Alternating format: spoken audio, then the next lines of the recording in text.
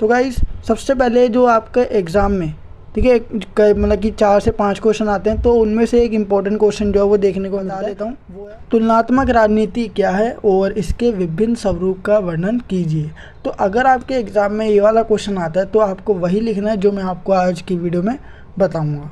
देखो, सबसे बेसिक से हम क्या करेंगे, स्टार्ट करेंगे। तो देखो, तुलनात्मक राजनीति क्या है, सबसे पहले हमें ये पता है। तो इससे पहले हमें ये पता होना चाहिए कि राजनीति क्या होती है, तभी हम क्या करेंगे, तुलनात्मक वर्ड को समझेंगे। तो पहले राजनीति को देख लेते हैं, फिर हम जानेंगे राजनीतिक विश्लेषण को, फिर हम जानेंगे तुलनात्मक राजनीति को, फिर उसकी कुछ विभिन्न परिभाषाएं जो है अलग अलग विद्वानों के द्वारा दी गई थी वो जानेंगे।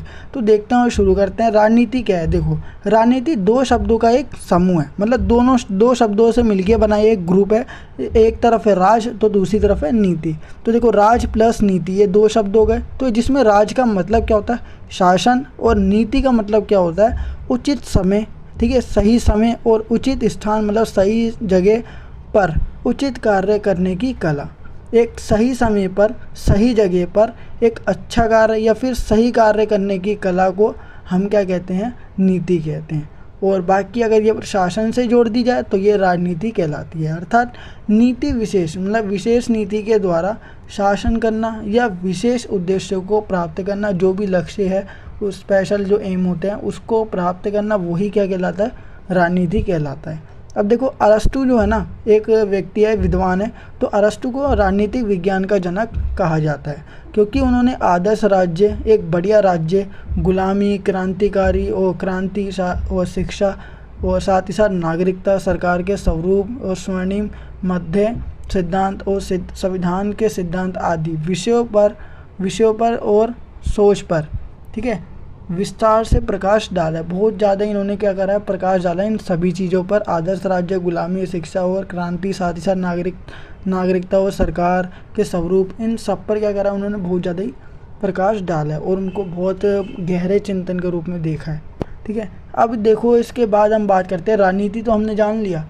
फिर इसके बाद अब आता है एक राजनीतिक विश्लेषण। जब हम राजनीति में समस्या का समाधान करने के लिए वैज्ञानिक तरीके का प्रयोग करते हैं, तो देखो, एक होता है वैज्ञानिक तरीका और एक होता है अपना तुलनात्मक तरीका। तो अगर हम वैज्ञानिक तरीके का प्रयोग करते हैं, किसी भी राजनीति में अगर प्रॉब्लम आ जाती है तो उसको सॉल्व करने के लिए अगर हम वैज्ञानिक तरीके का प्रयोग करते हैं, तो अलग अलग तरीक़ों के द्वारा समस्या का समाधान करने के लिए जाँच पड़ताल का तरीका अपनाते हैं, ठीक है। वही जाँच पड़ताल करना, तो उसे हमको क्या बोलते हैं, राजनीतिक विश्लेषण कहते हैं।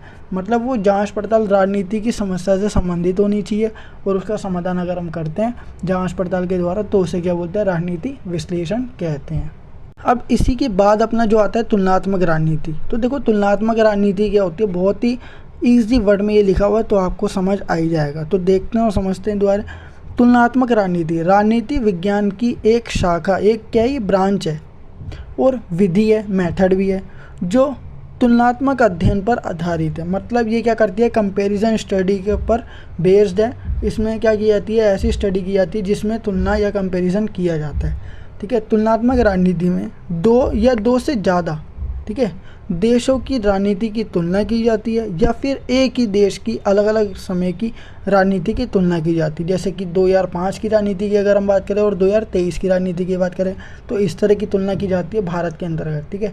अगर भारत की राजनीति की बात करें तो 2005 की भारत की राजनीति और 2023 की भारत की राजनीति में बहुत ज़्यादा डिफरेंस है, क्योंकि उस समय किसी और का शासन था और इस समय किसी और का शासन है। उस समय किसी और प्रकार की व्यवस्था थी और आज किसी और प्रकार की व्यवस्था है। और अगर हम दूसरे तौर पे बात करें दूसरे देशों के, जैसे कि यूएसए की राजनीति और अपनी राजनीति, इंडिया की राजनीति, ठीक है, तो दोनों के दोनों अलग है। तो और हम क्या करते हैं, देखो क्या बोलते हैं, अलग अलग समय की राजनीति की तुलना की जाती है और देखा जाता है कि इनमें क्या समानता है। अगर हम यूएसए की राजनीति की बात करें, यूएसए की जो पॉलिटिक्स है और इंडिया की पॉलिटिक्स, ठीक है, दोनों के बीच में कंपैरिजन करें, तो हम ये भी देख सकते हैं कि दोनों में क्या डिफरेंस है और दोनों में क्या इक्वलिटी है, दोनों में क्या समानता और दोनों में क्या अंतर है, ठीक है।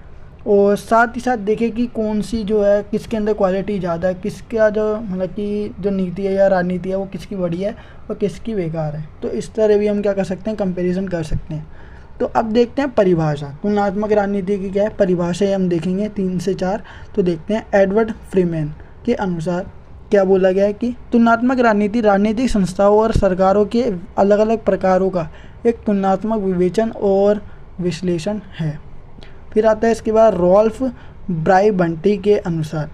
तो देखते हैं, तुलनात्मक राजनीति संपूर्ण सामाजिक व्यवस्था में उन तत्वों की व्याख्या है जो राजनीतिक कार्यों, राजनीति से संबंधित जितने भी कार्य हैं और उनके संस्थागत प्रकाशन को प्रभावित करते हैं। ठीक है, अब इसके बाद आता है एस कर्टिस के शब्दों में, राजनीतिक संस्थाओं, ठीक है, जो भी पॉलिटिकल इंस्टीट्यूट्स होते हैं और राजनीतिक व्यवहार, बिहेवियर वगैरह, कार्य प्रणाली में महत्वपूर्ण नियमितताओं और समानताओं और असमानताओं का तुलनात्मक राजनीति से संबंध है। तो इन सबका क्या है, राजनीति से संबंध है, लेकिन तुलनात्मक वाली राजनीति होनी चाहिए। ठीक है, अब इसके बाद देखो तुलनात्मक राजनीति का उद्भव कैसे हुआ और विकास यात्रा हम जानेंगे कि इसका विकास कैसे हुआ है। तो देखते हैं तुलनात्मक राजनीति का विकास या फिर उद्भव। तुलनात्मक राजनीति का इतिहास लगभग उतना ही पुराना है जितना कि राजनीतिक चिंतन का है। ठीक है, राजनीतिक चिंतन का जितना इतिहास पुराना है उतना ही तुलनात्मक राजनीति का है। दोनों के दोनों इतिहास क्या है, पुराने हैं, एक साथ चलते आए हैं। इसके सबसे पहले विचारक होने का श्रेय अरस्तु को जाता है, जिन्होंने राजनीतिक शास्त्र को अन्य सामाजिक शास्त्रों से अलग करके एक स्वतंत्र विषय के रूप में इसे स्थापित किया है। ठीक है, इन्होंने क्या, राजनीतिक शास्त्र को जितने भी शास्त्र हैं उन सबसे अलग रखा और एक स्वतंत्र विषय के रूप में क्या करा, इसे स्टेबलाइज किया है। किसने, अरस्तु ने। और इन्हीं को राजनीति विज्ञान का क्या माना जाता है, जनक माना जाता है या पिता माना जाता है। अरस्तु ने तत्कालीन विषय में, ठीक है, उस समय विषय में क्या, विश्व में प्रचलित 158 संविधानों का आगमनात्मक पद्धति द्वारा तुलनात्मक अध्ययन किया था। अरस्तु ने अपनी पुस्तक पॉलिटिक्स में सरकारों के वर्गीकरण के लिए सुनिश्चित आधार बताए और तुलनात्मक पद्धति को प्रचलित किया। ठीक है, तुलनात्मक पद्धति को इन्होंने ही फैलाया था। दूसरे विश्व युद्ध के बाद उपनिवेशवाद का क्या हो गया था, अंत हो गया था। दूसरा विश्व युद्ध खत्म हुआ तो उपनिवेशवाद या गुलामी का जो समय था वो क्या हो गया था, ख़त्म हो गया था, क्योंकि बहुत सारे देश क्या हो गए थे, आज़ाद हो गए थे। देखो उपनिवेशवाद में क्या था कि पॉलिटिक्स वही चलती थी जिस देश ने क्या कर रखा है, गुलाम बना रखा है। जैसे कि भारत को अंग्रेज़ों ने क्या करा था या ब्रिटेन, इंग्लैंड के लोगों ने क्या करा था, गुलाम बनाया था। तो भारत के अंदर का जो भी राजनीति थी वो ब्रिटेन की राजनीति थी, भारत की कोई राजनीति थी ही नहीं उस समय। तो दूसरे विश्व युद्ध के बाद उपनिवेशवाद का क्या हो गया, अंत हो गया, गुलामी का जो समय था वो ख़त्म हो गया और तुलनात्मक राजनीति में एक निश्चित क्या हो गया, मोड़ आ गया था। तुलनात्मक राजनीति में क्या हो गया, एक मोड़ आ गया, मतलब क्या, कंपैरिजन के लिए और देश बढ़ चुके हैं तथा ये अनुशासन व्यवस्थित और वैज्ञानिक बना। ठीक है, अब इसमें गैर पाश्चात्य मतलब ऐसे देश भी आएंगे या ऐसी व्यवस्था भी आएगी जिन्होंने पश्चिमी देशों को नहीं अपना रखा। क्योंकि जैसे कि भारत हो गया, भारत की राजनीति, जैसे कि ब्रिटेन के लोगों ने भारत पर क्या राज कर रखा था और ब्रिटेन का जो शासन था भारत में चलता था, तो ब्रिटेन की राजनीति भारत की राजनीति मानी जाएगी। ठीक है, मतलब ब्रिटेन राज कर रहा तो ब्रिटेन की राजनीति भारत की राजनीति है। तो गैर पाश्चात्य मतलब हो गया कि भारत जैसे कई सारे देश हैं जिन्होंने पश्चिमी देशों को नहीं अपनाया था या पाश्चात्य जो व्यवस्था थी उसको नहीं अपनाया। तो अब इसमें गैर पाश्चात्य और विकासशील, ठीक है, ऐसे देश जो विकास कर रहे हैं व्यवस्थाओं का भी अध्ययन होने लगा। इसमें वैज्ञानिक सटीकता का समावेश हुआ और राजनीति के व्यापक परिवेश के प्रति चिंता बढ़ी और नवीन अध्ययन पद्धति अपनाई जाने लगी। अब संपूर्ण विश्व, पूरे विश्व की राजनीतिक व्यवस्था और राजनीतिक संरचनाओं और राजनीतिक व्यवहारों की व्यापक और बड़े तौर पर परिवेश में तुलनाएं होने लगी थी। ठीक है, मतलब राजनीतिक व्यवस्थाओं की या राजनीतिक संरचनाओं या व्यवहारों की कई बड़े बड़े तौर पर क्या की गई, तुलना होने लगी थी पूरे विश्व में। ठीक है, तो ये आपको याद रखना है। बाकी इसके बाद अगर हम बात करें तुलनात्मक राजनीति क्यों ज़रूरी है, इसका महत्व क्या है या इसके कार्य की बात करें तो देखते हैं। अरस्तु से लेकर आज तक अध्ययन की यह शाखा निम्नलिखित कारणों से क्या रही है, महत्वपूर्ण या इम्पोर्टेंट रही है। तो देखते हैं, पहला, तुलनात्मक राजनीति के अध्ययन से हमें राजनीतिक व्यवहार और उसकी जटिलताओं को समझने में सहायता मिलती है।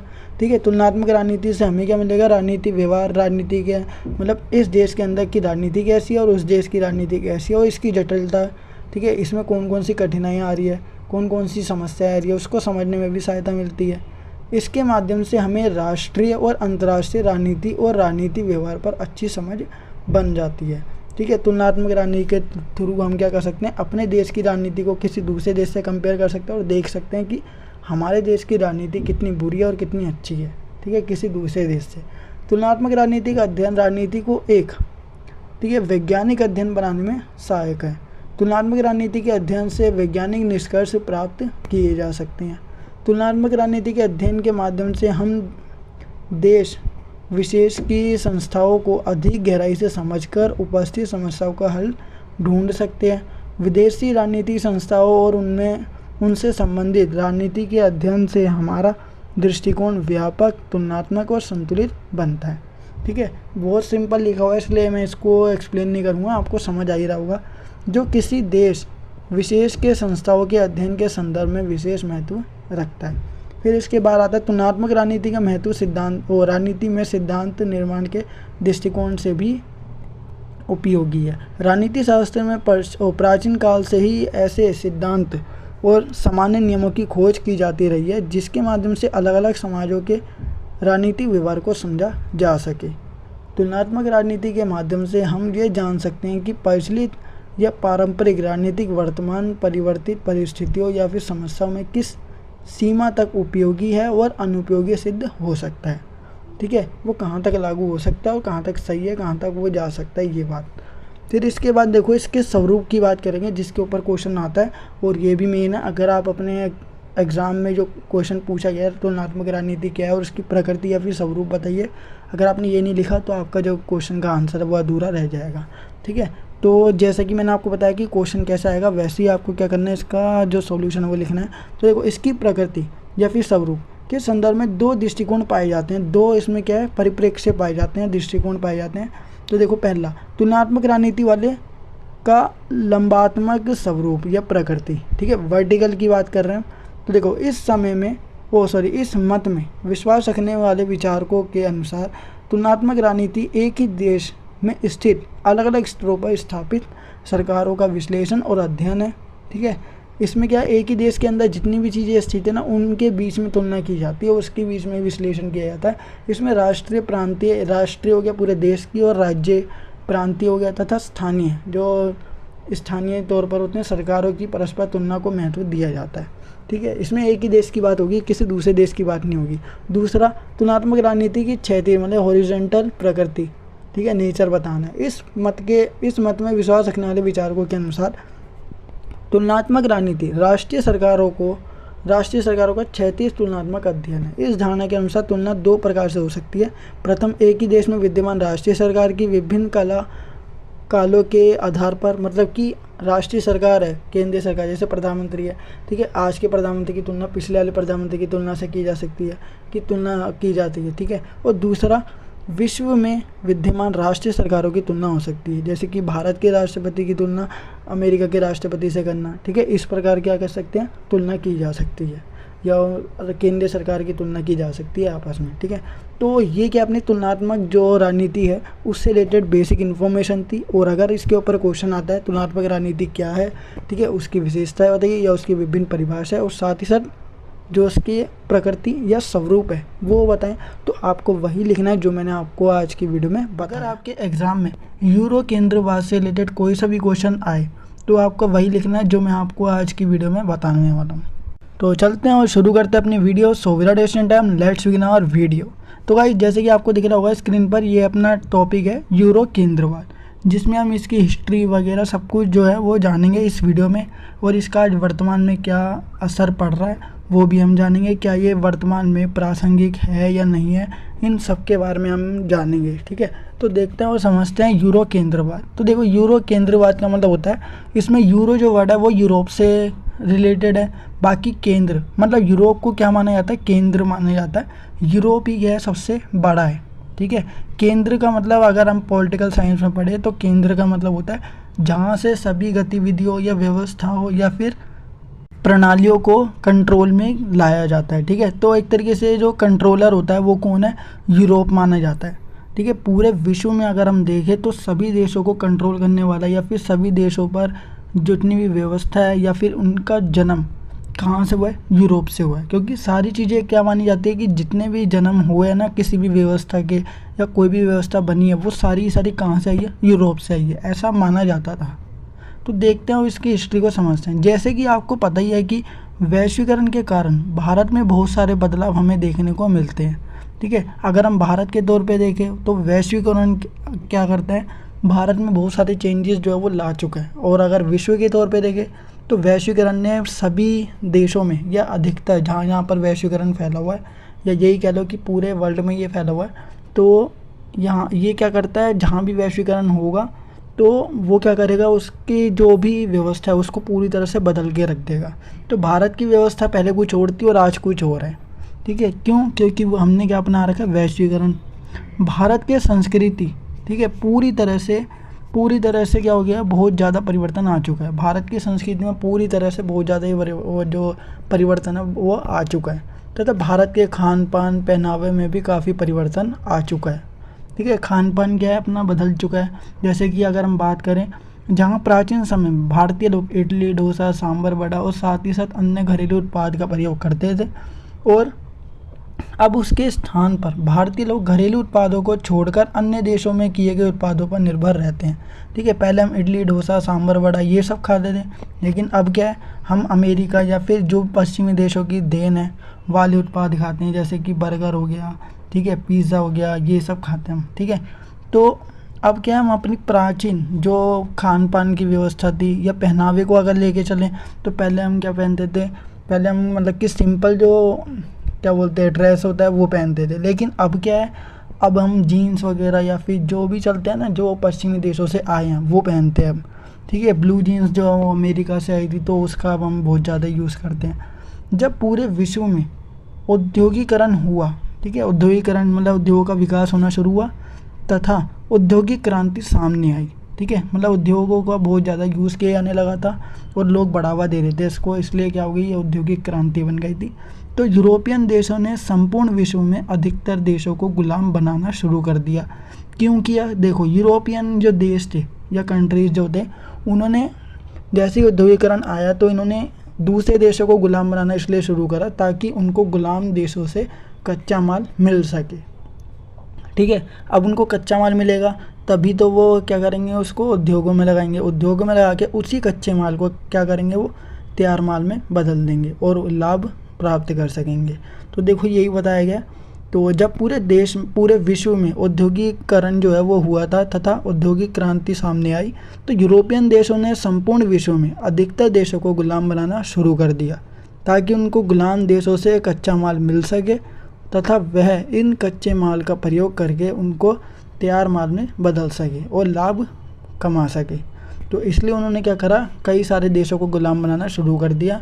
और अगर हम एक बात करें ब्रिटेन की या इंग्लैंड की, तो इंग्लैंड इकलौता ऐसा कंट्री है जिसने बहुत सारे या फिर ये कह लो कि दुनिया के अधिकतर देशों को गुलाम बना रखा था, ठीक है। इस तरह वेस्टर्न जो कल्चर है वो पूरे विश्व में फैलता चला गया, ठीक है, क्योंकि जिन भी देशों को यूरोप गुलाम बनाता था, ठीक है, वहाँ पर वो क्या फैला देता था, अपने कल्चर फैला देता था, वेस्टर्न कल्चर जो था वो फैलाता चला जाता। तो इनमें से एक जो इंग्लैंड था उसने कई ज़्यादा देशों पर क्या कर रखा था, राज, तो उसने भी क्या करा, वेस्टर्न कल्चर को वो फैलाता चला गया। और उनमें से अगर हम बात करें भारत, तो भारत को भी इंग्लैंड ने गुलाम बना रखा था, तो भारत में भी क्या हो गया, हमें वेस्टर्न कल्चर देखने को मिलता है।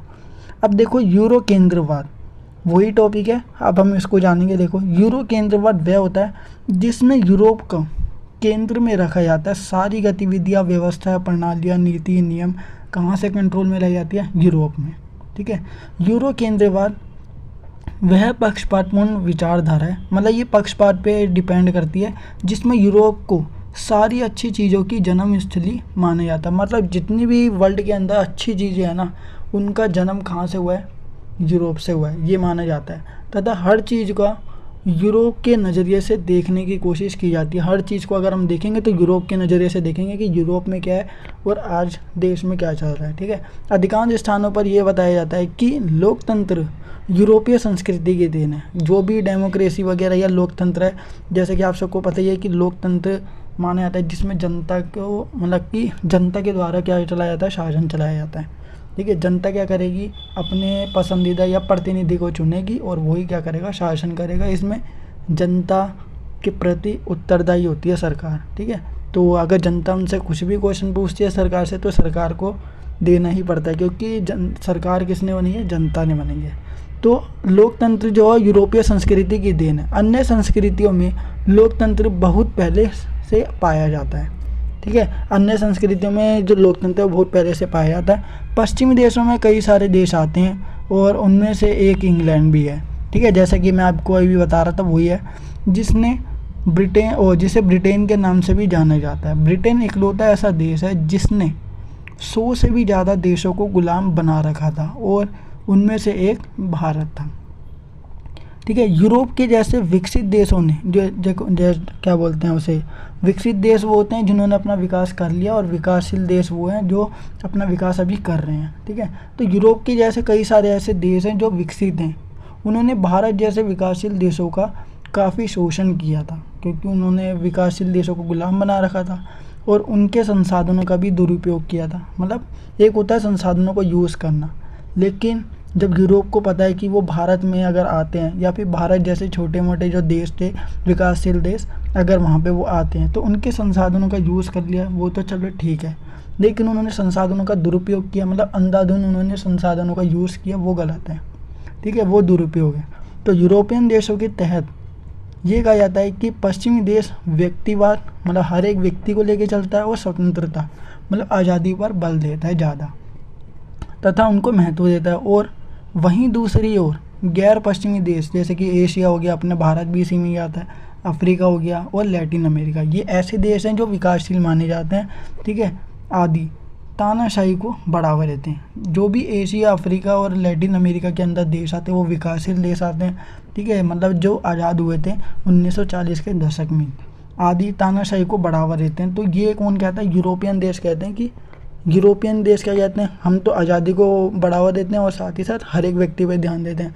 लेकिन बाकी जो अमेरिका, अफ्रीका और एशिया, लैटिन अमेरिका और अफ्रीका, ये जो देश है वो तानाशाही को बढ़ावा देते हैं। तो ये कहना है किसका? यूरोपियन देशों का। ठीक है, फिर इसके बाद देखो पश्चिमी देश ये मानते हैं कि यूरोप बाद में, ठीक है, बहुत ही ज़्यादा बढ़िया है। ठीक है, मतलब यूरोपियन देश या पश्चिमी देश क्या कहते हैं कि यूरोप क्या है, बहुत ही ज़्यादा बढ़िया जो है वो महाद्वीप है।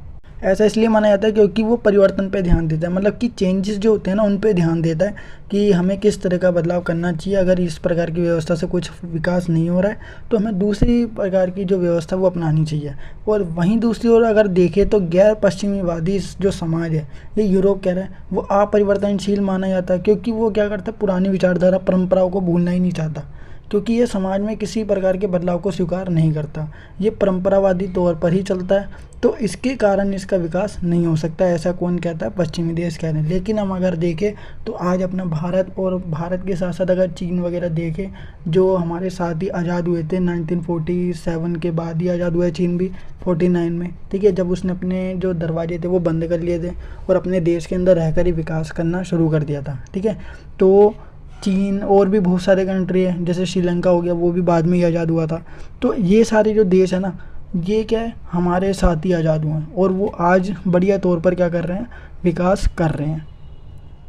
और अगर हम देखें, परंतु यदि वर्तमान की बात करें तो भारत सहित कई ऐसे देश जो 1940 के दशक में किसी ना किसी देश से क्या हुए थे, आज़ाद हुए थे।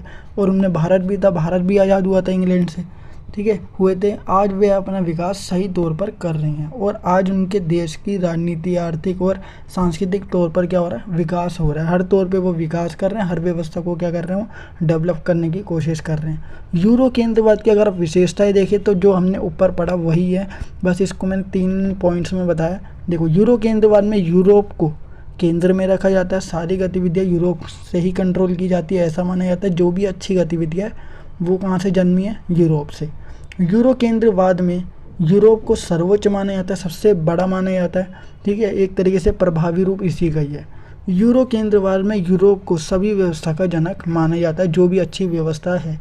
अगर तानाशाही देखें, तानाशाही भी एक व्यवस्था है, लेकिन उसको अच्छा नहीं माना जाता, क्योंकि वो अपने देश के अंदर रहकर ही अपने लोगों को क्या बनाता है, गुलामी की तरह रखता है एक तरीके से। ठीक है, तो उसको यूरोप की मतलब कि यूरोप का जनक नहीं माना जाता। वो जो यूरोप है ना, उसने तानाशाही नहीं बनाई है, ऐसा माना जाता है। ठीक है, क्योंकि वो एक बेकार व्यवस्था है, उससे अपने देश का ही शोषण करने के लिए माना जाता है।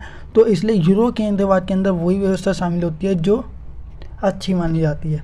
तो ऐसा कहना है यूरोप का। बाकी ये यूरो केंद्रवाद से रिलेटेड जितनी भी इन्फॉर्मेशन थी वो मैंने आपको इस वीडियो के थ्रू प्रोवाइड करवा जानने वाले हैं। संस्थागत उपागम के बारे में जितनी भी इन्फॉर्मेशन है जो आपके सिलेबस से रिलेटेड है उसके बारे में हम इन्फॉर्मेशन आज की वीडियो में जानेंगे और एक्सप्लेनेशन के थ्रू, ठीक है। और साथ ही साथ आपको कुछ इंपॉर्टेंट नोट्स भी दे रखे हैं, वो भी आपको रीड करना है। तो देखो, तुलनात्मक राजनीति के ना उपागम 2 होते हैं, हम इसको बेसिक से जानेंगे, ठीक है। तो तुलनात्मक राजनीति के बारे में मैंने बताया था कि किसी भी राज्य के अंतर्गत या फिर किसी राज्य की दूसरे राज्य के साथ जो राजनीति की अगर हम तुलना करते हैं तो उसको तुलनात्मक राजनीति कहा जाता है। या फिर अगर हम एक देश की दूसरे देश की राजनीति से तुलना करते हैं तो उसको क्या माना जाता है, तुलनात्मक राजनीति माना जाता है, ठीक है। अब इसके बाद हम उपागम की बात करेंगे। तो तुलनात्मक राजनीति के उपागम कितने भागों में बांटे गए हैं? 2 भागों में बांटे गए हैं। देखो, वैसे उपागम की बात करें तो उपागम को हम दृष्टिकोण के नाम से भी जानते हैं, या फिर ये कह लो नज़रिया, या फिर ये कह लो तरीका, ठीक है। तुलनात्मक राजनीति के कितने तरीके हैं या दृष्टिकोण है, नज़रिए है, वो एक पर्टिकुलर इसका मीनिंग नहीं है। तो इतने तौर पे आप ये जान लो कि तुलनात्मक राजनीति के उपागम या तुलनात्मक राजनीति के दृष्टिकोण की अगर बात की जाएगी तो आपको वही लिखना है जो मैं आपको आज की वीडियो में बताऊँगा, ठीक है। बाकी इससे नेक्स्ट वाली जो वीडियो आएगी उसमें भी इस वाले पार्ट में आप मतलब कि वो भी कवर कर सकते हो, ठीक है। जैसे कि अगर आपके एग्ज़ाम में पूछा जाता है कि तुलनात्मक राजनीति क्या है, तो आपको वो लिखना है जो मैंने सबसे पहले वाली वीडियो बनाई थी, ठीक है। जो इस अगर आप प्लेलिस्ट में देखोगे तो सबसे पहली वीडियो वही दिखेगी आपको। दूसरी बात, तुलनात्मक राजनीति क्या है वो आपको थोड़ी बहुत इन्फॉर्मेशन सबसे पहले वाली वीडियो से मिल जाएगी, ठीक है। फिर इसके बाद आपसे पूछा जाता है कि तुलनात्मक राजनीति के उपागम समझाइए या तुलनात्मक राजनीति के दृष्टिकोण समझाइए, तो आपको वो लिखना है जो मैं आज आपको वीडियो में बताऊंगा। और इसके बाद नेक्स्ट वाली वीडियो जो आएगी नव संस्थागतवाद वाली, वो भी आपको लिखनी पड़ेगी, ठीक है। तभी आपका ये जो कॉन्सेप्ट है वो पूरा कवर होगा। तो देखो, तुलनात्मक राजनीति के उपागम या तुलनात्मक राजनीति के दृष्टिकोण या तुलनात्मक राजनीति के तरीके या तुलनात्मक राजनीति के नज़रिए, तो ये जो है 4 तरीके हैं इस कॉन्सेप्ट को जानने के, इसको सिंपल वे में समझने का। तो देखो, तुलनात्मक राजनीति के उपागम को कितने भागों में बांटा गया? 2 भागों में बांटा गया। पहला होता है पारंपरिक उपागम। पारंपरिक उपागम वो होता है जो पुराना है, ठीक है, पुराना तरीका। और फिर जैसे ही ये पुराना तरीका, अगर मान के चलो हम पुराने तरीके से बहुत कुछ कर सकते हैं लेकिन हमें वो पसंद नहीं आता, तो हम क्या करते हैं, नया तरीका ढूंढते हैं। तो नए तरीके को हम क्या बोलते हैं, आधुनिक उपागम। तो ये 2 भागों में बांटे गए हैं। तो सबसे पहला है पारंपरिक उपागम, ठीक है, जिसको परंपरागत उपागम की कहा जाता है या फिर पुराना उपागम भी कह सकते हैं। फिर दूसरा आता है आधुनिक उपागम, जिसको नया उपागम भी कहा जाता है।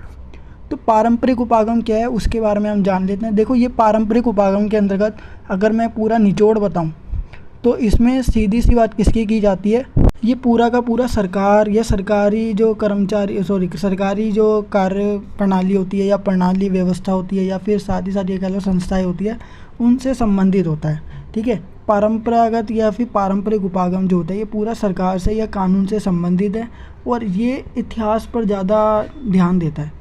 अब ये बात कर लेते हैं तुलनात्मक राजनीति के जो उपागम है, इसको 2 भागों में तो बांटा गया, लेकिन पारंपरिक उपागम के अंदर भी बहुत सारे उपागम होते हैं और आधुनिक उपागम के अंतर्गत भी बहुत सारे उपागम है, ठीक है। उपागम की संख्या बहुत ज़्यादा है लेकिन हमारे सिलेबस में केवल 2 ही बोले गए हैं, पारंपरिक उपागम, ठीक है। इसके अंदर जो है ना, जैसे कि कानूनी उपागम, ऐतिहासिक उपागम या संस्थागत उपागम, तो उनके बारे में हमें नहीं पढ़ना। लेकिन देखो, हमें इसका जो तीसरा पार्ट है ना, संस्थागत उपागम, पारंपरिक के अंदर ही आता है वो, उसके बारे में पढ़ना है।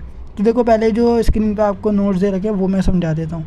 पारंपरिक उपागम, तुलनात्मक राजनीति के अध्ययन का इतिहास यूनान से शुरू होता है, ठीक है। तुलनात्मक राजनीति के बारे में जो भी स्टडी अगर हम करते हैं तो इसकी जो हिस्ट्री है वो यूनान से शुरू होती है।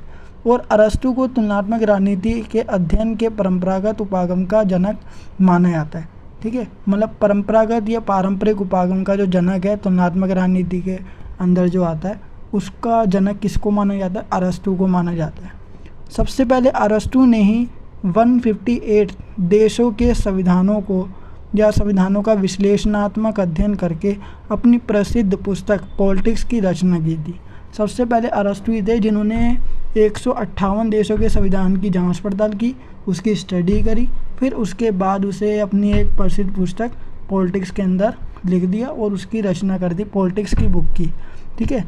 लेकिन फिर भी तुलनात्मक जो अध्ययन है उसके परंपरागत पद्धति के प्रमाण अरस्तु से पहले भी पाए जाते हैं, ठीक है। मतलब परंपरागत जो उपागम है यह पद्धति है, इसके प्रमाण हमें अरस्तु से ही पहले मिल जाते हैं। लेकिन अरस्तु को जनक क्यों माना जाता है? तो इसलिए माना जाता है क्योंकि इन्होंने बहुत ज़्यादा इंपॉर्टेंट रोल प्ले करा था। वो कैसे देखो, लेकिन अरस्तु ने तुलनात्मक अध्ययन का, ठीक है, सुव्यवस्थित जो आधार है वो प्रदान किया था। इन्होंने अरेंज करके दिया था बहुत बढ़िया तरीके से, ठीक है। जो तुलनात्मक अध्ययन है इसको कैसे किया जाए, इसको रीअरेंज करके इन्होंने करा था। तभी अरस्तु को क्या माना जाता है? तुलनात्मक राजनीति के परंपरागत उपागम का जनक माना जाता है, और इनको राजनीतिक विज्ञान का जनक भी माना जाता है। अब देखो, अरस्तु को तो जनक मान लिया, ठीक है। अरस्तु से पहले कौन आया था हमें उनके बारे में नहीं जानना। अब अरस्तु के बाद जैसे ही अरस्तु ने क्या करा था, इसको सुव्यवस्थित आधार प्रदान किया तुलनात्मक अध्ययन को, तो उसके बाद कौन कौन आया था? तो देखो, अरस्तु के बाद Cicero, Machiavelli, Montesquieu, Karl Marx, Barker, Herman Finer और लास्की, कार्ल जे फ्रेडरिक और मुनरो आदि विचारकों ने परंपरागत अध्ययन पद्धति को विकसित किया। इसको बहुत ज़्यादा क्या कर दिया, डेवलप कर दिया, और इसको बहुत तरीके से, मतलब बढ़िया तरीके से फैलाते चले गए वो, ठीक है। अरस्तु ने शुरुआत करी सुव्यवस्थित तरीके से, फिर इन सभी विचारकों ने क्या करा, इसको विकसित करने में हेल्प करी थी अरस्तु की। इन सभी विद्वानों ने संवैधानिक संस्थाओं के ढांचे पर ही बल दिया, ठीक है। मतलब इन्होंने क्या करा, संविधान के अकॉर्डिंग, संविधान के अंदर कानून है या नियम है, तो ये संविधान के अकॉर्डिंग जो संस्थाएं है, जैसे कि अगर हम बात करें संविधान या कानून के अकॉर्डिंग जो संस्थाएं हैं जिनको सरकार के 3 अंग माने जाता है, संसद, कार्यपालिका, न्यायपालिका, जो कानून बनाती है, लागू करती है और रक्षा करती है, ठीक है। संसद, कार्यपालिका और न्यायपालिका, तो ये मुख्य 3 संस्थाएं हैं जो सरकार के 3 अंग भी माने जाते हैं। तो इन पर क्या किया था, इनके ढांचे पर बहुत ज़्यादा बल दिया, और इसके अध्ययन की शैली विवरणात्मक रही, ठीक है। इनके ऊपर बहुत ज़्यादा जोर दिया गया था परंपरागत उपागम के अंदर। तो आपको इतना याद रखना है कि परंपरागत उपागम में ना संस्थागत उपागम भी आता है, ठीक है, जिसके बारे में हम जानेंगे। तो परंपरागत उपागम वही है जिसके अंदर संस्थागत उपागम आता है, और इसमें केवल सरकार से रिलेटेड बात की जाएगी, क्योंकि सरकार से रिलेटेड जो अगर हम इंस्टीट्यूशन देखें तो कितने हैं, 3 है, संसद है, कार्यपालिका है, न्यायपालिका है, और भी देख सकते हैं, लेकिन ये 3 मेन माने जाते हैं क्योंकि ये सरकार के 3 अंग भी है, ठीक है। और सरकार का काम वही होता है, कानून बनाना, निर्माण करना, ठीक है। तो संविधान के अकॉर्डिंग ही चलता है वो भी। तो अध्ययन की यह शाखा यूरोप तक ही सीमित होने के कारण, ठीक है, अध्ययन की ये जो शाखा तुलनात्मक अध्ययन वाली, ये शाखा यूरोप तक ही सीमित रही, और उसके कारण अत्यंत संकुचित रहे, मतलब बहुत छोटा, क्योंकि ये पश्चिमी देशों तक ही रही है, ठीक है, यूरोप के भी पश्चिमी भाग तक रही है। इसमें लिखित संविधानों और राजनीतिक शक्ति के संस्थागत रूप पर ही ध्यान केंद्रित किया गया।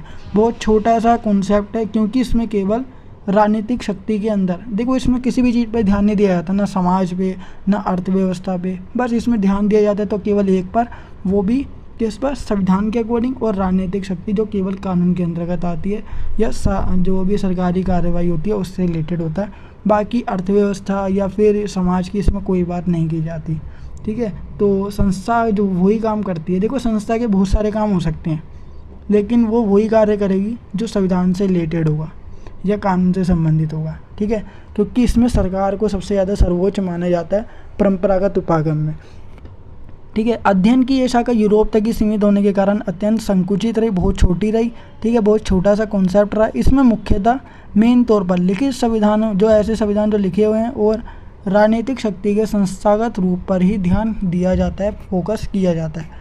और इसके बाद आता है मैक्रिडीज के अनुसार, एक विचारक है मैक्रिडीज, उनके अनुसार विदेशी सरकारों का अध्ययन, ऐसी सरकारें जो बाहर की होती है, ठीक है, देश के बाहर की विदेशी सरकारों का अध्ययन विस्तृत रूप से बड़े तौर से पश्चिमी यूरोपीय लोकतंत्र और पश्चिमी यूरोप के राज्यों और इंग्लैंड से संबंधित थी, ठीक है, इनका अध्ययन किया गया जो पश्चिम से संबंधित है। तो ये परंपरागत उपागम का, जब परंपरागत उपागम सही तरीके से सफल नहीं हो पाया, ठीक है, तो दूसरा उपागम आ गया, वो था आधुनिक उपागम, ठीक है। तो देखो परंपरागत उपागम की कमियों को देखते हुए आधुनिक उपागम का विकास किया गया, ठीक है। वो संस्था पर ध्यान देता था, संस्थागत उपागम उसके अंदर था, लेकिन उसकी संस्था केवल सरकार या कानून पर ध्यान देती थी परंपरा में। लेकिन आधुनिक के अंतर्गत क्या हुआ, संस्था थी लेकिन वो संस्था नई कर दी गई, मतलब उसको चेंज कर दिया गया और उसका नाम रख दिया गया नव संस्थात्मकवाद या नव संस्थागत, ठीक है। परंपरागत उपागम की कमियों को देखते हुए आधुनिक उपागम का विकास किया गया, उसको डेवलप किया गया, ठीक है। फिर इसके बाद क्योंकि बदलती परिस्थितियों का अध्ययन करने में परंपरागत उपागम उपयुक्त साबित नहीं हो रहा था, क्योंकि परिस्थितियाँ बदलती रहेगी और परंपरागत उपागम अपना सही से काम नहीं कर पा रहा था। नई राजनीतिक व्यवस्थाएं आ रही थी, प्रक्रियाएं, संस्थाओं की वास्तविकताओं को समझने के लिए नई नई खोज क्या हो गई थी, शुरू हो गई थी। इस दिशा में विशेष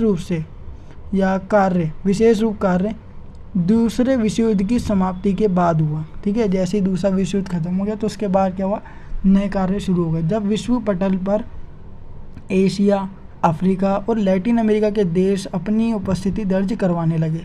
मतलब ये कुछ ऐसे महाद्वीप, मतलब ये कह सकते हो एशिया, अफ्रीका और लैटिन अमेरिका में जितने भी देश थे ना, वो क्या हो गए थे, आज़ाद होने लग गए थे। जैसे कि एशिया के अंतर्गत आने वाला जो दक्षिण एशिया के अंदर आता है क्या था, भारत। ठीक है, भारत भी 1947 में आज़ाद हुआ। श्रीलंका की बात करें वो भी 1940 के दशक में आज़ाद हुआ। और अगर चीन की बात करें तो वो भी 1940 के दशक में ही आज़ाद हुआ था। ठीक है, भारत के आसपास ही बहुत सारे ऐसे कंट्री है, एशिया, अफ्रीका और लैटिन अमेरिका, जो आज़ाद होने लग गए थे दूसरे विश्व युद्ध के बाद। ठीक है, अब देखो इसके बाद बोला गया आधुनिक उपागम के अंतर्गत, तो हम नव संस्था वाले पढ़ेंगे, वो हम नेक्स्ट वीडियो में जानेंगे।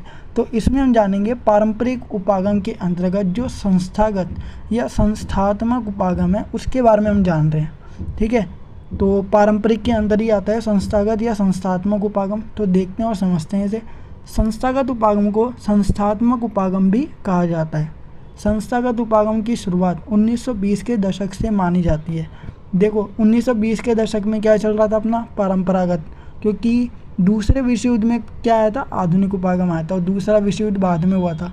ठीक है, तो 1920 में तो अपना पहला विश्व युद्ध खत्म हो चुका था। ठीक है, तो देखो संस्थागत उपागम को संस्थात्मक उपागम भी कहा जाता है। ठीक है, जैसे ही अपना फर्स्ट वर्ल्ड वॉर ख़त्म हुआ था उसके 2 साल बाद आ गया था ये, तो 2 साल बाद मतलब कि संस्थागत उपागम की शुरुआत हुई थी। ठीक है, परंपरागत उपागम तो चल रहा था, लेकिन संस्थागत उपागम कब आया था, जैसे ही फर्स्ट वर्ल्ड वॉर ख़त्म हुआ था 1918 में, उसके 2 साल बाद आ गया था ये। संस्थागत उपागम के अंतर्गत केवल सरकार से संबंधित कार्य पर ही, सरकार से संबंधित प्रणालियों व्यवस्थाओं पर ही अध्ययन किया जाता है। बताया था मैंने, वही चीज़ है इसमें। ऐसी संस्थाओं को शामिल करेंगे जो संस्था सरकार से संबंधित प्रणाली, व्यवस्था या कार्य करेगी उससे संबंधित। ठीक है, और वो कोई काम नहीं करेगी, निजी कोई कार्य नहीं करेगी। तुलनात्मक राजनीति में संस्थागत उपागम के अंदर अलग अलग देश के संविधान की, सरकार की शक्तियों, साथ ही साथ सरकार के प्रकारों तुलनात्मक अध्ययन किया जाता है। ठीक है, इन सब का क्या किया जाता है, तुलनात्मक अध्ययन किया जाता है संस्थागत उपागम के अंतर्गत, जो सरकार से रिलेटेड है, संविधान से रिलेटेड है या फिर सरकार के प्रकारों से संबंधित है। सरकार के प्रकार मतलब कि जैसे कि सरकार किस तरह की है, प्रधानमंत्री को ज़्यादा शक्ति दी जाए या फिर अमेरिका की तरह जो राष्ट्रपति है उसको ज़्यादा शक्ति दी जाए। ठीक है, भारत के अंतर्गत जो है प्रधानमंत्री को ज़्यादा शक्तियाँ मिलती है। ठीक है, लेकिन राष्ट्रपति बहुत ज़्यादा कमज़ोर है। वास्तविक में देखें, सैद्धांतिक तौर पे तो दोनों है, लेकिन व्यवहार में देखें तो प्रधानमंत्री को ज़्यादा शक्तियाँ दी गई है। और अगर यूएसए में देखें, अमेरिका में देखें तो राष्ट्रपति को ज़्यादा शक्तियाँ दी गई है। तो ये प्रकार होते हैं सरकार के, तो इन पर ही अध्ययन किया जाता है, तुलनात्मक अध्ययन किया जाता है। जैसे कि भारत की राजनीति का अमेरिका की राजनीति से संबंधित, ठीक है, सब वो तुलना करना, ये सब है, किस प्रकार का अंतर पाया जाता है। अब इसके बाद देखो, ये हमने पढ़ लिया संस्थागत के बारे में। अब इसके बाद हम पढ़ेंगे इसकी आलोचना। संस्थागत उपागम की आलोचना क्यों की जाती है। अगर संस्थागत उपागम की आलोचना नहीं की जाती तो परंपरागत उपागम ही चलता रहता, और अगर संस्थागत उपागम की आलोचना की गई है तो अपना आधुनिक उपागम भी सामने आएगा और उसके अंदर संस्थाएं क्या होगी, दोबारा से चेंज होकर आएगी और उसका नाम भी चेंज हो जाएगा, उसका नाम हो जाएगा नव संस्थागत उपागम। ठीक है, तो देखो संस्थागत उपागम की आलोचना की गई है, जो नीचे दे रखा है। कई विद्वानों के द्वारा संस्थागत उपागम की आलोचना भी की जाती है और ये मान्यता है कि संस्थागत उपागम केवल कुछ देशों तक ही सीमित था। ठीक है, तथा ये माना जाता है कि ये केवल यूरोपीय देशों तक ही सीमित रहा है। ठीक है, यूरोप के देशों तक ही ये क्या है, सीमित रहा है। संस्थागत उपागम वर्णनात्मक अध्ययन पर जोर देता है, ना कि विश्लेषणात्मक पर। इसमें क्या है, देखो अब नीचे एक्सप्लेनेशन दे रखी है। इसमें संस्थाओं का कार्य क्या होता है और ये तो बताया जाता है, परंतु विश्लेषण, ये जांच पड़ताल नहीं की जाती कि ये संस्था किस प्रकार से कार्य करती है। मतलब ये तो पता है कि ये कार्य क्या करता है, लेकिन कैसे कार्य करता है ये नहीं बताया जाता। ठीक है, संस्थाएं क्या काम करती है ये बताया जाता है, इसको बोलते हैं अपन वर्णनात्मक। ठीक है, लेकिन ये नहीं बताया जाता, जांच पड़ताल नहीं की जाती कि वो कार्य कैसे करते हैं। डीपली कॉन्सेप्ट पे ध्यान नहीं दिया जाता कि इंस्टीट्यूशनल जो होते हैं वो कैसे कार्य करते हैं, कैसे ड्यूटीज़ जो है अपनी निभाते हैं, तो उन पे ध्यान नहीं दिया जाता। इसी के कारण इसकी बुराई की गई है। ठीक है। फिर इसके बाद आता है संस्थागत उपागम के अंतर्गत केवल औपचारिक तत्वों पर ही बल दिया जाता है और उनका अध्ययन किया जाता है। अर्थात ऐसे तत्व जो सरकार से संबंधित हैं औपचारिक तत्व कहलाते हैं, और ऐसे तत्व जो निजी में आते हैं उन्हें अनौपचारिक कहा जाता है। जबकि शासन को प्रभावित करने में अनौपचारिक तत्वों का भी बहुत बड़ा योगदान होता है, जैसे कि दबाव समूह हो गए, ठीक है। तो इन पर ध्यान नहीं दिया जाता, केवल उन्हीं का अध्ययन किया जाता है जो औपचारिक तत्व होते हैं, ठीक है। बाकी अगर हम देखेंगे तो आधुनिक उपागम, ये पारंपरिक उपागम के बारे में था सब कुछ, ठीक है। तो इसके बाद वाली जो वीडियो आएगी उसमें हम आधुनिक उपागम के अंतर्गत जो नव संस्थागत उपागम है उसके बारे में जानेंगे, जिसमें आपको पता लगेगा कि संस्थागत उपागमों को बदल दिया गया है, फिर उसके बाद नव संस्थागत उपागम ला दिया गया और वो इसी का बिल्कुल अपोजिट होगा।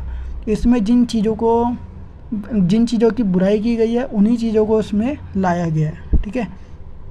मतलब उनको इसमें जिसकी कमी रही है ना संस्थागत उपागम में, जैसे कि इसमें औपचारिक को ध्यान दिया जाता है, अनौपचारिक तत्वों पे ध्यान नहीं दिया जाता, उसमें भी अनौपचारिक और औपचारिक दोनों पे ध्यान दिया जाता है, जो कि इसमें नहीं दिया जाता, ठीक है। तो जो इसमें सीमा है ना वहाँ पे क्या है, उस सीमा को लगाया जाता है पूरा का पूरा। इस वीडियो में जैसे कि मैंने आपको बताया कि नव संस्थागत उपागम के बारे में हम इस वीडियो में बात करने जा रहे हैं। तो देखो, नव संस्थागत उपागम से पहले इससे पहले वाली वीडियो में मैंने आपको बताया था कि संस्थागत उपागम क्या होता है, ठीक है, जो कि अपना जो तुलनात्मक राजनीति के अंतर्गत ही आता है, ठीक है। तो एक बार हम इसको थोड़ा सा क्या करेंगे, बेस से पढ़ेंगे, ठीक है। अगर आपने संस्थागत उपागम का कॉन्सेप्ट नहीं समझा है तो आपको ये वाला जो कॉन्सेप्ट है वो समझ नहीं आएगा, लेकिन फिर भी मैं आपको थोड़ा बहुत जो है पिछली वीडियो के बारे में बता देता हूँ कि हमने क्या पढ़ा था। तो गाइस, जैसे कि आप सबको पता है कि तुलनात्मक राजनीति, ठीक है, जिसमें राज्यों के बीच की जो राजनीति होती है, जैसे कि अलग अलग राज्य है, ठीक है, उनके बीच की राजनीति की क्या करते हैं, हम तुलना करते हैं, या फिर इनमें कौन कौन से डिफरेंसेस पाए जाते हैं राजनीति के बीच में, तो उसको हम पढ़ते हैं, तो उसको बोलते हैं तुलनात्मक राजनीति। या फिर दो देशों के बीच की, ठीक है, या अलग अलग जो देश होते हैं जैसे कि भारत हो गया, अमेरिका हो गया, इनके बीच की अगर राजनीति का अगर हम अध्ययन करेंगे, वो पता लगाते हैं कि कौन कौन से डिफरेंसेस या फिर इक्वलिटी इन दोनों के बीच में पाई जाती है, तो उसको बोलते हैं तुलनात्मक राजनीति, ठीक है, कंपैरेटिव पॉलिटिकल साइंस या पॉलिटिक्स। तो तुलनात्मक राजनीति को दो भागों में बांटा गया, एक होता है परंपरागत उपागम और दूसरा होता है आधुनिक उपागम, ठीक है। तुलनात्मक राजनीति के जो उपागम है उसको दो भागों में बांटा गया। परंपरागत उपागम को हम पारंपरिक उपागम भी कहते हैं या फिर पुराना उपागम भी कहते हैं, और दूसरा अपना आधुनिक उपागम, जिसको हम क्या कह सकते हैं, एक तरीके से नया उपागम भी हम इसे कह सकते हैं। अब देखो, उपागम जो होते हैं ना, परंपरागत उपागम के अंदर भी बहुत सारे उपागम आते हैं, ठीक है। जैसे कि मैंने आपको बताया था कि ऐतिहासिक उपागम हो गया, कानूनी उपागम हो गया, संस्थागत उपागम हो गया। बाकी दूसरा जो है अपना आधुनिक उपागम, इसके अंदर कर भी बहुत सारे क्या आते हैं, उपागम आते हैं।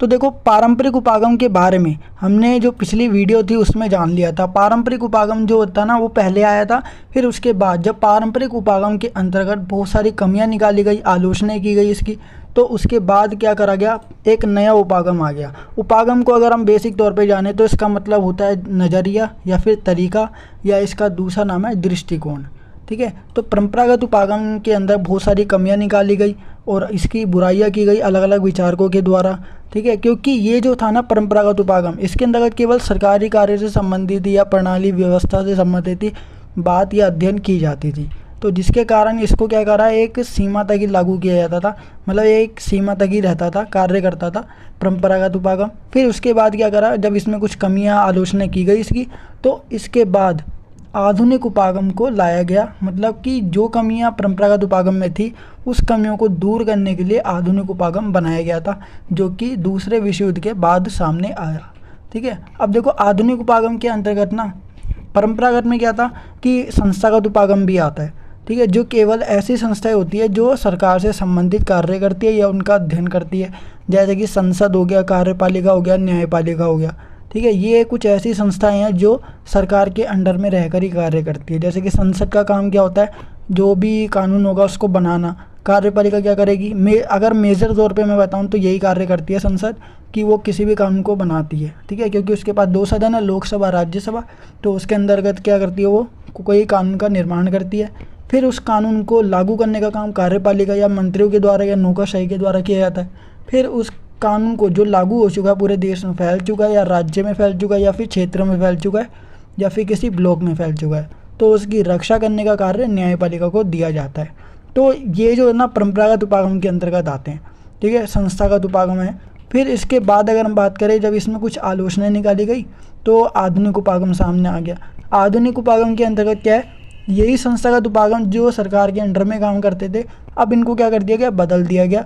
अब इनको नव संस्थागत उपागम बना दिया गया जो कि आधुनिक उपागम के अंतर्गत आते हैं। आई होप आपको इतना समझ आ गया होगा, ये अपना बेस था। तो अब आपको पता लग गया होगा कि नव संस्थागत उपागम कैसे आया था। ठीक है, परंपरागत उपागम के अंदर जो संस्थागत उपागम था वो सही से कार्य नहीं कर रहा था, वो कुछ सीमा तक ही कार्य कर रहा था। ठीक है, या किसी सीमा तक ही वो क्या कर रहा था, अध्ययन कर पा रहा था। तो जिसके कारण आधुनिक उपागम के अंतर्गत नव संस्थागत उपागम को लाया गया जो क्या करता है, उसी कमियों को, आलोचनाओं को क्या करता है, दूर करने में मदद करता है, और वो है आधुनिक उपागम। तो परंपरागत उपागम के बारे में जितना भी कॉन्सेप्ट था वो हमने पिछली वीडियो में जाना, बाकी थोड़ा बहुत मैंने आपको बेस के थ्रू बता दिया इस वीडियो में।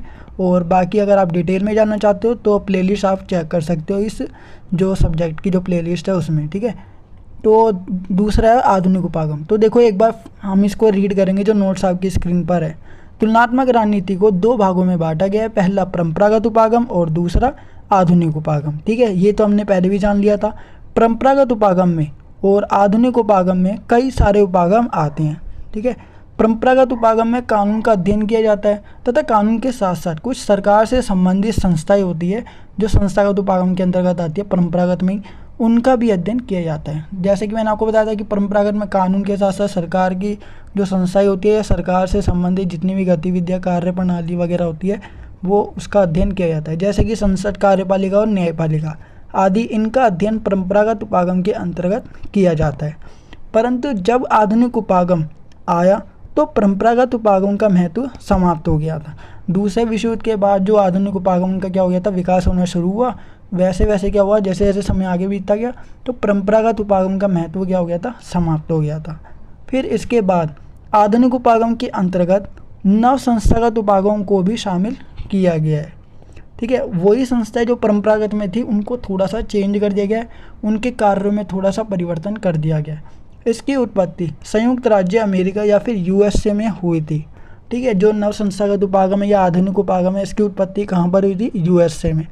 1930 से 50 के बीच में क्या हुआ था, संस्थागत की जो अवधारणा थी उसको अधिक महत्व दिया गया था। ठीक है, ये 1930 से 50 के बीच में संस्थागत जो है उसकी अवधारणा को ज़्यादा इम्पोर्टेंस दिया जाता था। परंतु 1960 के पास क्या हुआ, आसपास संस्थागत के स्थान पर, जो कि परंपरावाद के अंतर्गत आते, परंपरागत जो उपागम है उसके अंतर्गत आता था, उस पर के स्थान पर व्यवहारवाद की अवधारणा अधिक महत्वपूर्ण हो गई थी। ठीक है, 1980 में, उसी के 20 साल के बाद, ठीक है, क्या हुआ था कि व्यवहारवाद की संकल्पनाओं को राज्य की राजनीति, आर्थिक विकास के लिए पर्याप्त कारक के रूप में अस्वीकार किया जाने लगा। मतलब इसको एक्सेप्ट नहीं किया गया था। इस जो अवस्था है उसमें संस्थानों और व्यक्ति, ठीक है, हर एक व्यक्ति पर, ठीक है, उन दोनों को राज्य के राजनीति और आर्थिक विकास के लिए ज़रूरी माना जाने लगा। नव संस्थागत या नव संस्थावाद जो है और व्यवहारवाद, ठीक है, संस्थावाद और व्यवहारवाद का क्या होता है, मिश्रित है। मतलब दोनों से मिलकर बना है। नव संस्थावाद किससे मिलकर बना है, व्यवहारवाद और संस्थावाद से मिलकर बना है। इसका अध्ययन राजनीति विज्ञान, समाज विज्ञान और अर्थशास्त्र के क्षेत्र में मुख्य रूप से किया जाता है। देखो, नव संस्थावाद में क्या है, सब कुछ इंक्लूड किया गया है। राजनीति विज्ञान हो गया, समाज विज्ञान हो गया और अर्थशास्त्र हो गया। लेकिन जो अपना संस्थावाद था उसके अंदर केवल राजनीति से रिलेटेड या सरकार से रिलेटेड ही बात की जाती थी, या कानून से संबंधित जो है उसका अध्ययन किया जाता था। उसमें आर्थिक, समाज विज्ञान, इन सब का ध्यान नहीं दिया जाता था। नव संस्थावाद में सब पर क्या किया जाता है, ध्यान केंद्रित किया जाता है। नव संस्थागतवाद या नव संस्थावाद, ठीक है, संस्थानों के अध्ययन का एक दृष्टिकोण है, एक तरीका है, जरिया है, जो व्यक्तियों और समूह के व्यवहार पर औपचारिक और अनौपचारिक नियमों के अवरोधक और सक्षम प्रभावों पर ध्यान देता है। मतलब इसमें ना औपचारिक तत्व और अनौपचारिक तत्व या नियम जो होते हैं उन पर सब पर ध्यान दिया जाता है। ठीक है, सरकार से रिलेटेड हो या फिर निजी हो या फिर कोई दबाव समूह, उन सब पर ध्यान दिया जाएगा। जो भी संस्थाएं होती है किसके अंतर्गत, नव संस्थागतवाद के अंतर्गत जो है सब पर ध्यान दिया जाता है। औपचारिक हो या अनौपचारिक नियम हो, औपचारिक तत्व हो या फिर अनौपचारिक तत्व हो। नए संस्थागतवाद की उत्पत्ति 1977 में प्रकाशित समाजशास्त्री जॉन मेयर के काम से हुई थी। ठीक है, जॉन मेयर इनमें बहुत ज़्यादा इंपॉर्टेंट है। उन्होंने वैश्वीकरण पर नव संस्थागत परिप्रेक्ष्य के विकास के लिए जाना जाता है।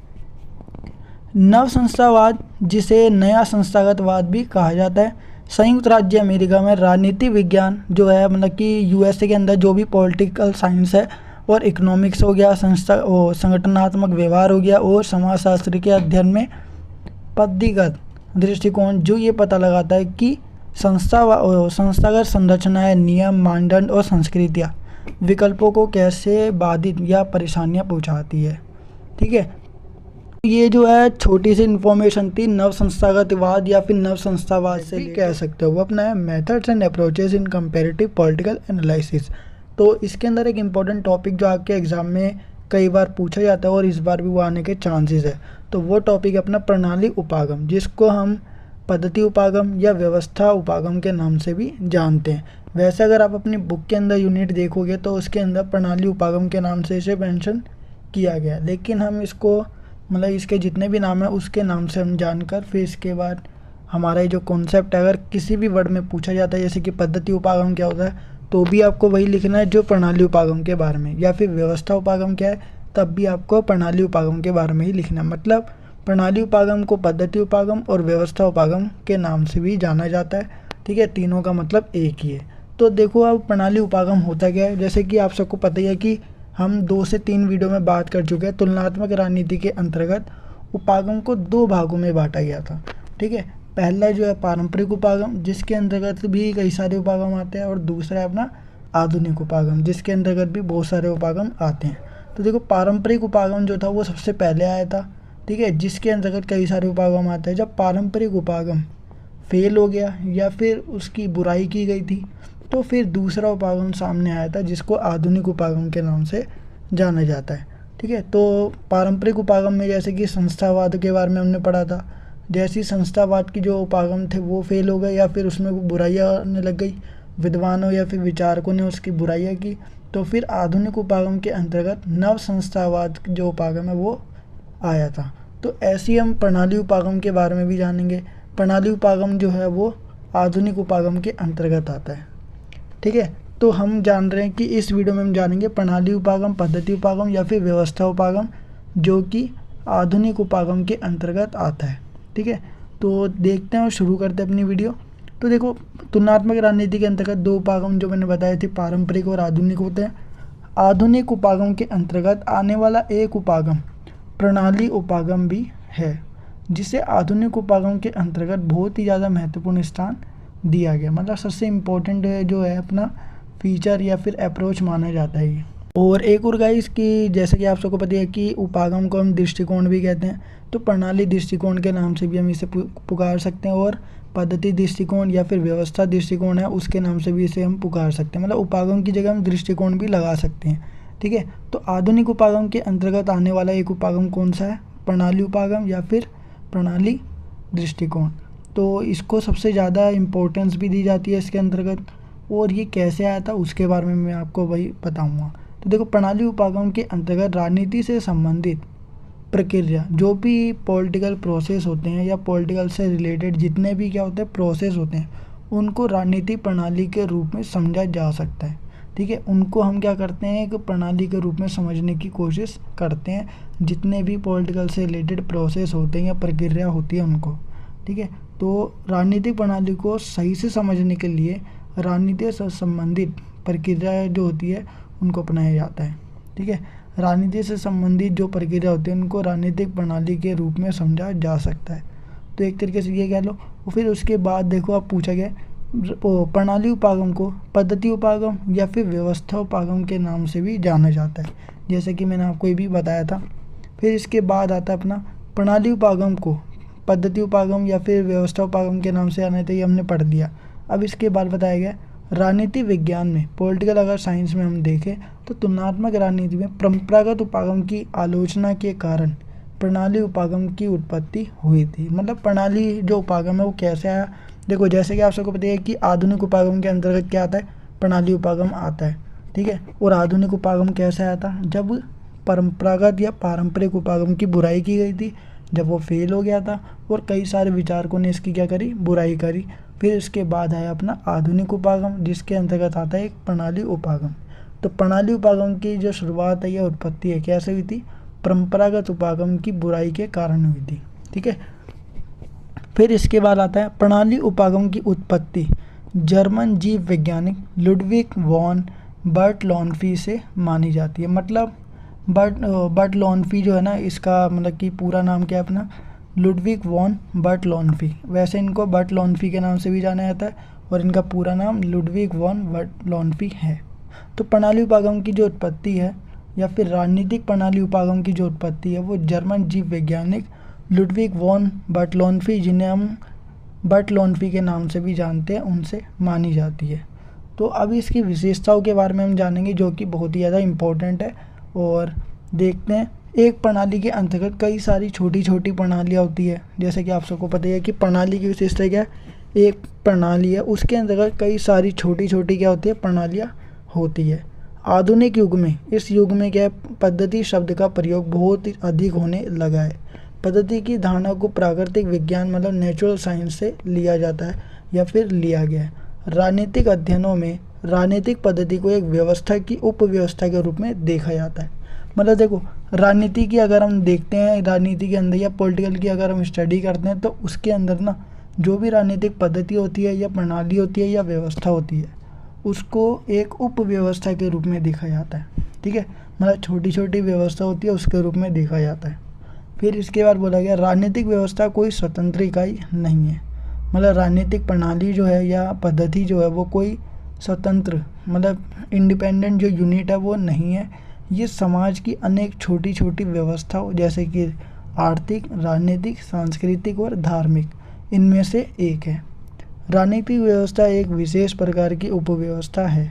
ठीक है, ये एक प्रकार की क्या है, एक छोटी सी व्यवस्था है बस, और ये पूरी की पूरी स्वतंत्र नहीं है।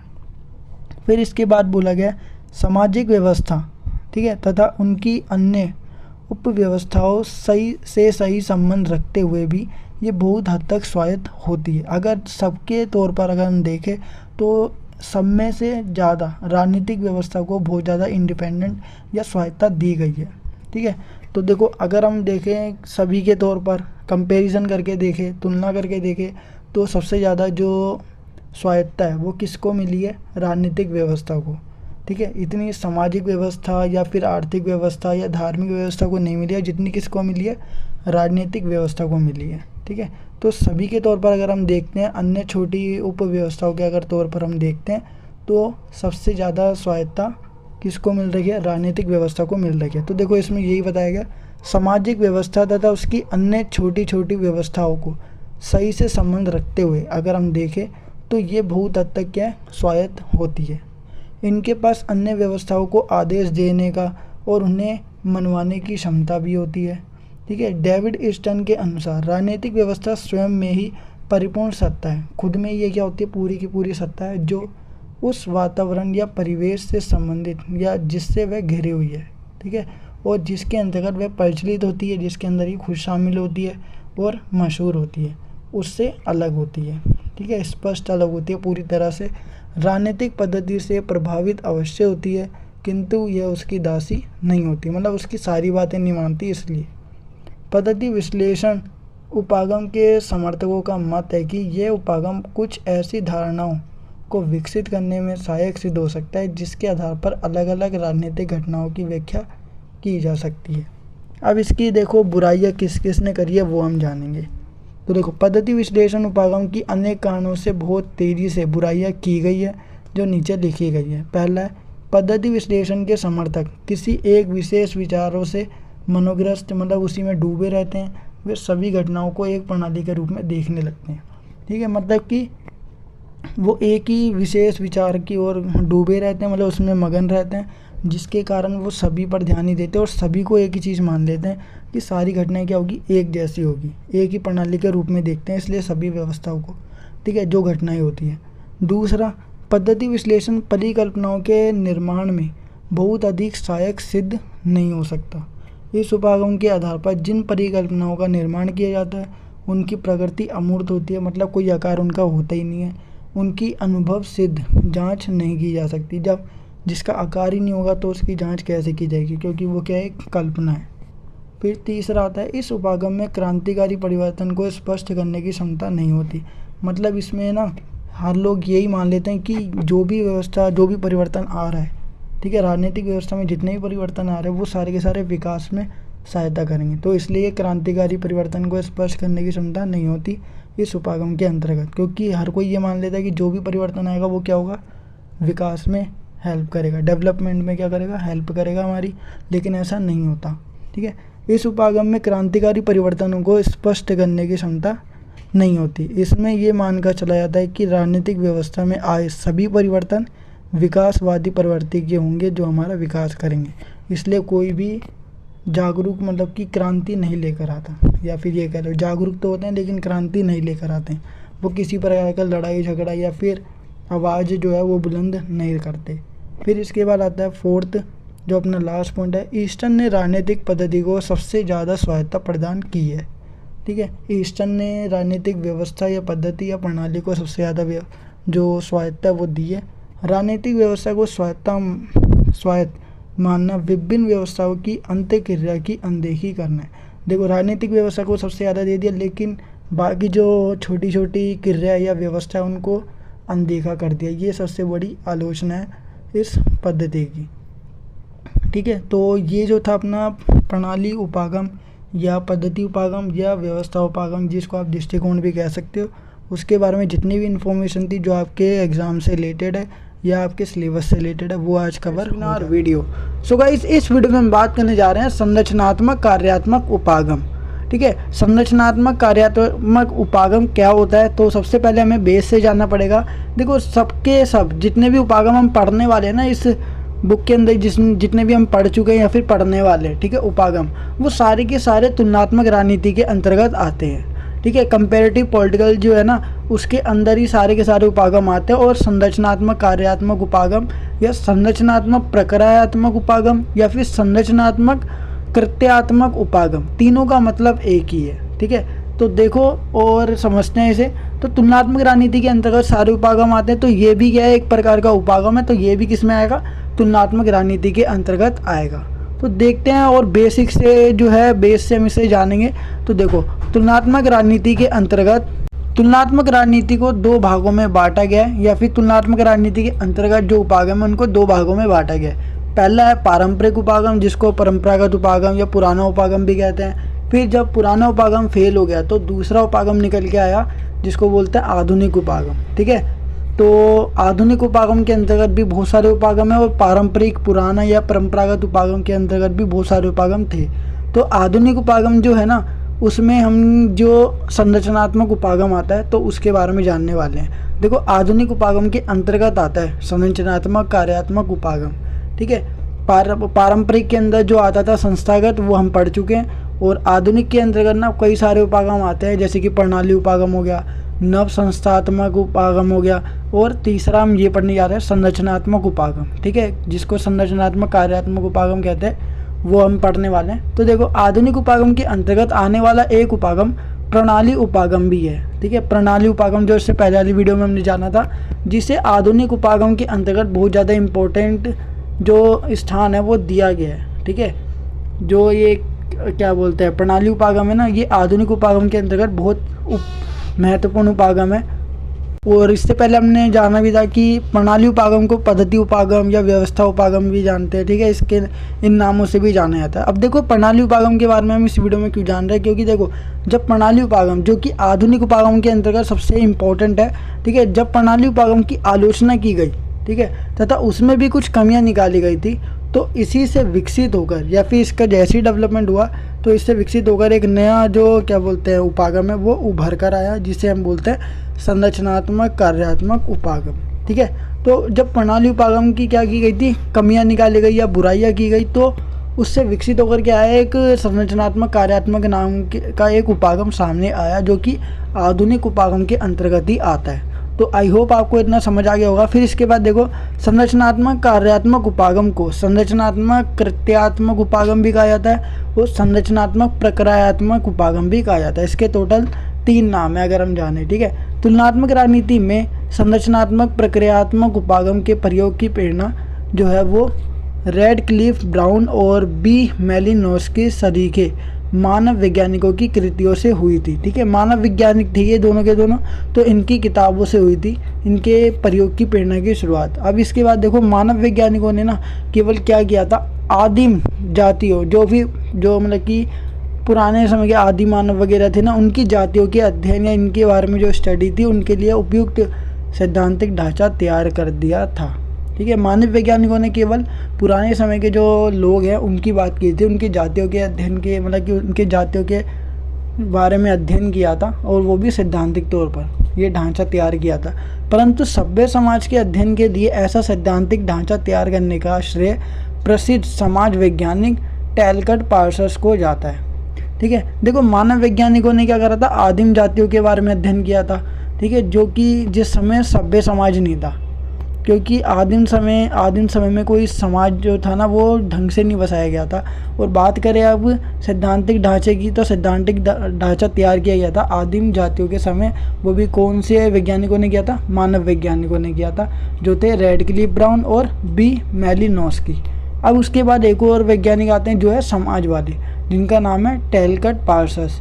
तो इन्होंने क्या करा था, सभ्य समाज के अध्ययन के लिए ऐसा सैद्धांतिक जो ढांचा वो तैयार करने का श्रेय जो है वो इन्हीं को जाता है, समाज वैज्ञानिक को, टैलकट पार्सर्स को। उसके बाद ठीक है, उसके बाद जो गैब्रियल आलमंड ने राजनीति विश्लेषण के लिए इस उपागम का उपयुक्त सैद्धांतिक ढांचा क्या कर दिया, विकसित कर दिया था। तुलनात्मक राजनीति का आधुनिक दृष्टिकोण संरचनात्मक कार्य-मूलात्मक है। इस दृष्टिकोण के अनुसार राजनीतिक संस्थाओं का अध्ययन संरचनाओं और कार्य दोनों के आधार पर किया जाना चाहिए। मतलब जो भी राजनीतिक संस्थाएं होगी उनका अध्ययन अगर हम करेंगे, ठीक है, पॉलिटिकल जो इंस्टीट्यूट है उनका अगर हम उनकी स्टडी करते हैं तो हम संरचना मतलब स्ट्रक्चर और कार्य मतलब फंक्शन दोनों के बेस पर करते हैं हम।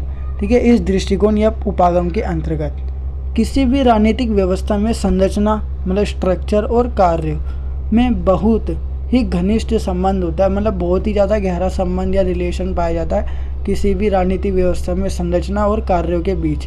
वे एक दूसरे को बहुत अधिक प्रभावित करते हैं। जब भी तो इसके अंदर क्या है, संरचनात्मक कार्यात्मक दोनों वर्ड मिक्स करके ये उपागम बनाया गया है, क्योंकि संरचना और कार्य दोनों ही बहुत ज़्यादा इंपॉर्टेंट है किसी भी राजनीतिक व्यवस्था में। व्यवहारवादी क्रांति और डेविड ईस्टन के व्यवस्था विश्लेषण उपागम को हम प्रणाली उपागम भी कहते हैं। ठीक है, जो इससे आधुनिक के अंतर्गत सबसे मेन माना जाता है, जिसे को विस्तारित करते हुए आलमंड, पावेल और एप्टर और साथ ही साथ अकेस्टिन आदि विद्वानों ने संरचनात्मक प्रक्रियात्मक उपागम पर बल दिए। ठीक है, डेविड ईस्टन जो थे ना उन्होंने किसको मजबूत किया, प्रणाली उपागम को बढ़ाया। और आलमंड, पावेल और क्या बोलते हैं एप्टर और अकेस्टिन, ये जो चार थे ना, इनमें से आप ये की नाम याद कर लो, आमंड। ठीक है, इस विद्वान ने क्या किया था, संरचनात्मक प्रक्रियात्मक उपागम पर जोर दिया था, इसको फैलाने में मतलब मदद की थी। संरचनात्मक प्रक्रियात्मक उपागम वह जो अध्ययन की विधियों में राजनीतिक व्यवस्था की संरचनाओं और उनके प्रकार मतलब कार्य और व्यवस्था के अलग अलग अंगों के बीच जो क्रियाएं होती है उनको पहचानने की कोशिश करता है। हम जानते हैं कि व्यवस्था में संरचनाएं होती है और वे एक गतिशील मशीन की तरह काम करती है। व्यवस्था विश्लेषकों की मान्यता है कि सभी व्यवस्थाएं गत्यात्मक और अंतर्निर्भरता और विशेषीकरण, चेतना, केंद्र और कार्य क्षमता की विशेषता लेकर चलती है। एक मशीन की तरह उनमें कुछ डाला जाता है जिसे इनपुट कहा जाता है, और ये इनपुट एक प्रक्रिया से निकलकर आउटपुट में बदल जाती है। ठीक है, इनमें इनपुट डाला जाता है और ये बाद में क्या हो जाती है, एक प्रोसेस से निकलकर आउटपुट में चेंज हो जाती है। आज के राजनीतिक विज्ञान इनपुट और आउटपुट के संबंध और उनकी प्रक्रियाओं को पहचानने के लिए जो विधि अपना रहे हैं उसे एक विधि संरचनात्मक प्रक्रियात्मक उपागम है। ठीक है, उसमें से एक विधि कौन सी है, संरचनात्मक प्रक्रियात्मक उपागम वाली है, जो इनपुट और आउटपुट वाली जो विधि अपना रहे राजनीतिक वैज्ञानिक। ठीक है, तो ये राजनीतिक विज्ञान के अंतर्गत तुलनात्मक जो राजनीति है उसके अंतर्गत आधुनिक उपागम जो आता है उसके अंतर्गत पाए जाने वाला एक उपागम है संरचनात्मक कार्यात्मक उपागम, उसके बारे में जितनी भी इन्फॉर्मेशन थी जो आपके सिलेबस से रिलेटेड है सेमेस्टर सेकंड के स्टूडेंट्स के लिए, तो जितनी भी इन्फॉर्मेशन थी वो मैंने आज की वीडियो के थ्रू आपकी कवर कर दी है। तो ये थी आज की वीडियो। आई होप गाइस आपको ये वीडियो जरूर पसंद होगी। अगर आपको ये वीडियो पसंद नहीं है तो वीडियो को लाइक शेयर कमेंट करना बिल्कुल ना भूलिए। साथ ही साथ अगर आप हमारे चैनल पर नए हो तो चैनल को सब्सक्राइब एंड बेल नोटिफिकेशन पे क्लिक करके आप हमारी आने वाली हर वीडियो की नोटिफिकेशन तुरंत प्राप्त कर सकते हैं। सो गाइस मिलते हैं नेक्स्ट वीडियो के साथ। So thanks for watching this video.